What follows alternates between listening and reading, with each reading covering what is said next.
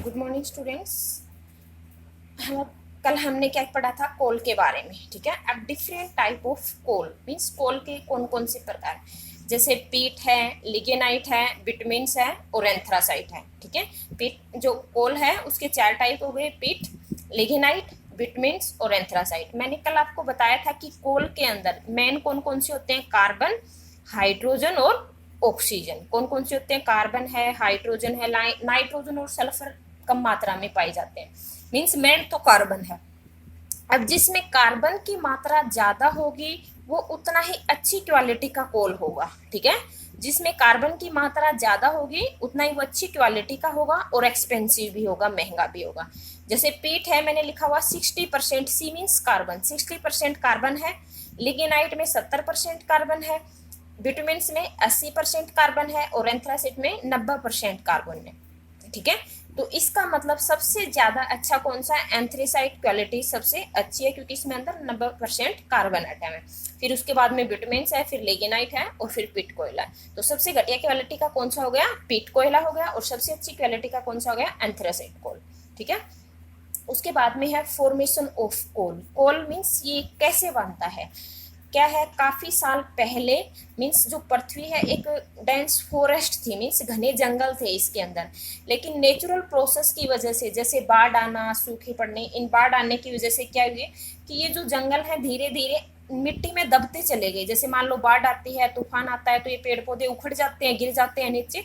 और फिर ये धीरे धीरे क्या हुआ, जैसे बाढ़ आई तो ये इनके ऊपर मिट्टी इकट्ठा होती चली गई। ठीक है, भाई काफी साल होते चले गए, इनके ऊपर मिट्टी इकट्ठा होती चली गई और मिट्टी इकट्ठी होने की वजह से फिर धीरे धीरे इनके अंदर कंप्रेस लगा, मीन्स दबाव लगा। ठीक है, हाई प्रेशर मीन्स ये जैसे जैसे मिट्टी उसके ऊपर इकट्ठी होती गई हाई प्रेशर लगा, और ये प्लांट मीन्स जो डेड प्लांट थे ये किस में कन्वर्ट हो गए, कोल के अंदर कन्वर्ट हो गए। ठीक है, और इस प्रोसेस को क्या बोला जाता है, कार्बोनेशन। देखो, formation of coal about 300 million year means 300 साल पहले, मिलियन साल पहले, ago the earth has dense forest, काफी घने जंगल थे इसके अंदर, due to natural process. Natural process means जैसे बाढ़ आना, सूखा आना, तूफान आना, इनकी वजह से this forest got buried under the soil. तो ये फॉरेस्ट मीन्स किसमें दब गए, मिट्टी के अंदर दब गए। As more soil is deposit over them, जैसे जैसे ज्यादा मिट्टी इनके अंदर डिपोजिट होती गई, दे वर कंप्रेस्ड मीन्स जैसी मिट्टी इकट्ठी होती गई तो वो कंप्रेस होते चले गए अंडर हाई प्रेशर, क्योंकि कंप्रेस होंगे मीन्स इनके ऊपर दबाव लगेगा। तो under high pressure and temperature dead plant converted to coal. तो डेड प्लांट किस में कन्वर्ट हो गए, कोल के अंदर कन्वर्ट हो गए। This slow process of conversion, क्योंकि इनमें काफी टाइम लग जाता है। तो हमने पढ़ा भी था कि जो नॉन रिन्यूएबल रिसोर्सेज होते हैं उनको काफी टाइम लग जाता है बनने में। ठीक है, तो slow process of conversion of dead vegetable into coal is called carbonation. तो इसको हम क्या बोलते हैं, कार्बोनेशन। अब जो कोल है वो किस किस में यूज होता है, एक तो इसको फ्यूल के रूप में प्रयोग किया जाता है, ईंधन के रूप में। दूसरा ये है कि थर्मल पावर प्लांट में इनका यूज किया जाता है इलेक्ट्रिसिटी बनाने में। ठीक है, और एक जो है रेल जो इंजन वगैरह उसको स्टार्ट करने में इनका प्रयोग किया जाता है। देखो, usages of coal, it is use as fuel to cook food means भोजन पकाने के लिए यूज किया जाता है। It is use in thermal power plant to produce electricity, electricity को प्रोड्यूस करने के लिए। और it is use in railway engine means ये रेलवे इंजन में इनका प्रयोग किया जाता है। To produce steam to run engine means उसमें भाप प्रोड्यूस करने के लिए, इंजन को रन करने के लिए।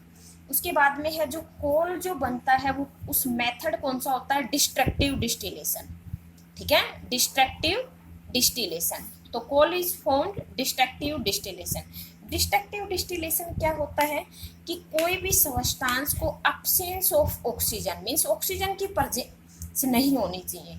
कोई भी सब्सटेंस को अगर हम गर्म करते हैं अब्सेंस ऑफ ऑक्सीजन तो वो क्या होता है, डिस्ट्रक्टिव डिस्टिलेशन। ठीक है, देखो, destructive distillation it is a process when any substance is heated means ये एक ऐसा प्रोसेस है जिसमें कोई सब्सटेंस को हीट किया जाता है इन अब्सेंस ऑफ एयर, एयर की अब्सेंस में। उसके बाद में है जब हम कोल को हीट करते हैं मीन्स जब इसको हम जलाते हैं तो सबसे ज्यादा इसके अंदर कार्बन डाइऑक्साइड गैस निकलती है। ठीक है, सबसे ज्यादा क्या होती है, कार्बन डाइऑक्साइड गैस निकलती है व्हेन हीटेड, क्योंकि इसके अंदर कार्बन होता है सबसे ज्यादा कौन सा कंपोनेंट प्रेजेंट होता है, कार्बन, और ऑक्सीजन की प्रेजेंस में कोई चीज जलती है भाई कार्बन सबसे ज्यादा है और ऑक्सीजन की प्रेजेंस में कोई चीज जलेगी तो कार्बन और ऑक्सीजन दोनों मिलके क्या बना लेते हैं, CO2। और CO2 क्या होती है, कार्बन डाइऑक्साइड। तो वे हीटेड इन एयर मीन्स जब इनको हम हीट करते हैं एयर में, क्योंकि एयर के अंदर नाइट्रोजन होती है और ऑक्सीजन होती है। सबसे ज्यादा नाइट्रोजन होती है 74% और फिर ऑक्सीजन होती है। लेकिन नाइट्रोजन हो वो कम रिएक्टिव होती है, मीन्स ये रिएक्शन नहीं करती है जल्दी से। ऑक्सीजन ज्यादा रिएक्टिव होती है, तो ऑक्सीजन इसके कार्बन के साथ रिएक्शन करके क्या बना लेती है, CO2 मीन्स कार्बन डाइऑक्साइड। तो when heated in air coal burns and produced mainly carbon dioxide, और क्या बनता है, कार्बन डाइऑक्साइड।